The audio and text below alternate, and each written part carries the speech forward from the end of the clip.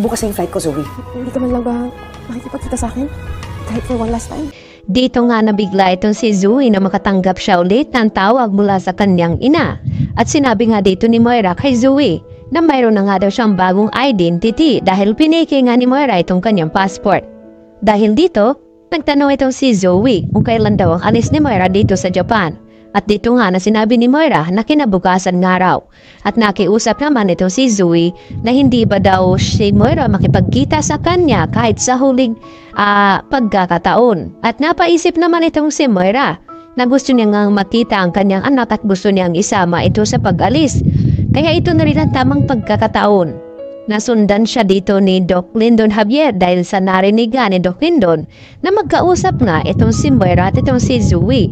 At ang gusto nga mangyari ni Zoe na hulihin nila itong si Moira at dahil sa tulong dito ni Doc Lyndon at makukumpirma nga ni Doc Lyndon Javier na piki nga itong passport na pinagawa ni Moira kaya hindi nga tuloy makaalis ng tuluyan itong si Moira sa kanyang kinaroroonan dahil haharangan naman ito nila RJ at nila ni Annalyn. Samantala, nalaman naman ngayon ni Giselle ang ginawa nga dito ni Doc Carlos Benitez na pinuntahan daw di umano ni Carlos itong kanilang saksi dito sa kaso dito ni Moira. At dito nga na hindi nagustuhan ni Giselle ang ginawa ni Carlos dahil sa ginawa nito ay nakakuha nga ng magaling na abogado itong si Dax.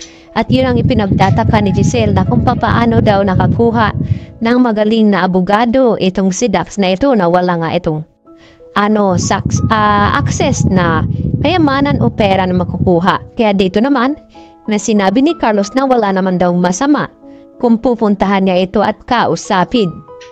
Kaya dito na nga naghinala ng husto itong si Giselle na baka itong si Carlos may kinalaman din dito kay Dax dahil nga sa hindi ito nag-react itong si Doc Benitez sa ibinalita nga dito ni Giselle na itong si Moira ang nagutos upang pasukin nga ang kanyang bahay. At nagalit na lamang bigla itong si Carlos na tinawagan niya itong si Moira at sinabi na walang hiya ito na kung bakit ay pinapapasok ng magnanakaw itong kanyang tahanan at muntik-muntikan ng masaktan itong si Lynette at si Moira din ang nagiging dahilan na kung bakit hanggang ngayon ay trauma pa rin daw itong si Lynette. Kaya sinisisi naman ngayon ni Carlos Benitez itong si Moira na kung bakit nagawa pa niya itong tulungan. Patulan na nga rin magawa pa itong si Carlos dahil tuso nga itong si Moira.